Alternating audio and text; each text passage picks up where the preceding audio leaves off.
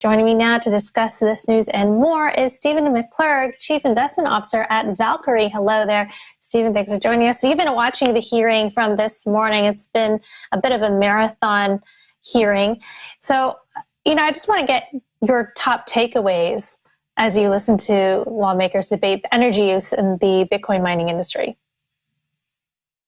Absolutely. And thanks so much for having me. Well, the first thing that I want to point out is, and many people in the community knows this, but Jules is actually the chief scientist at Chainlink Labs, which is another proof of stake blockchain. He failed to reveal that conflict of interest. So I just want to make sure that we point that out. We also have been following this very closely and have been running a tweet on how there's a lot of misinformation that's being presented in a lot of these hearings, many of them that actually came from Jules himself. He overestimated the amount of energy that the Bitcoin blockchain uses. He estimated that it's about it's about twice what the Cambridge Center for Alternative Finance has said in their report. We also want to point out that on the proof of work blockchain, rewards are received randomly when a mathematical problem is solved, and it's not correlated to actual transactions. So those are some of the main points of misinformation that we've gotten there. But overall, it was a pretty fair and biased call today, and we were very happy with what we saw. Yeah. So I also saw that your head of research at Valkyrie was tweeting about Professor Jules, who alluded to a 51% attack possibility on BTC, suggesting that only 4 mining pools can control the whole BTC chain, which would require almost impossible coordination. Can you walk us through this? We have the chart here. It seems that theoretically this could happen, but very difficult to pull off. Yeah, that's correct. That's one of the things that we really want to point out, that even though that there might be 4 very large mining pools, a lot of people are participants in that pool. I myself am a miner. I participate in one of those pools.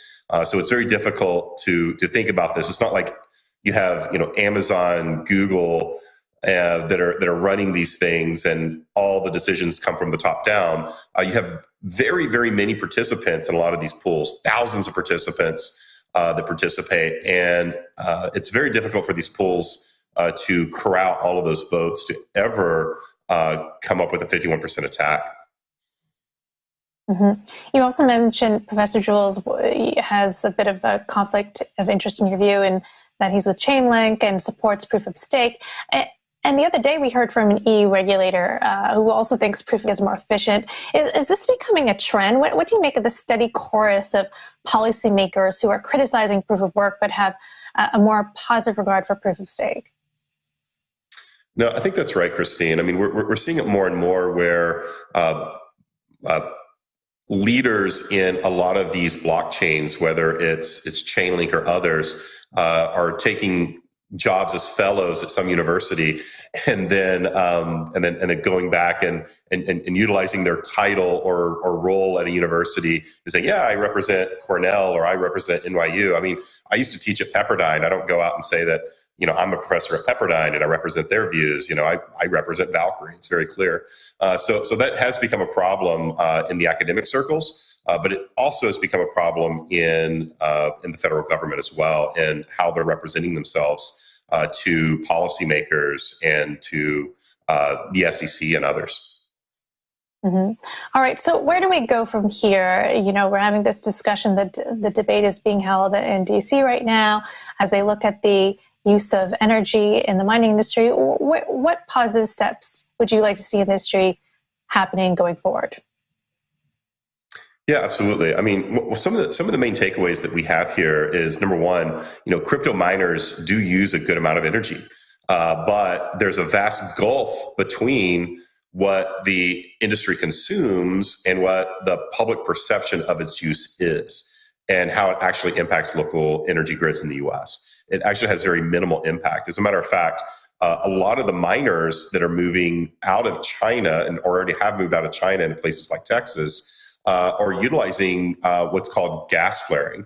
And what gas flaring, the way that gas flaring works is when you drill for oil, you also find natural gas.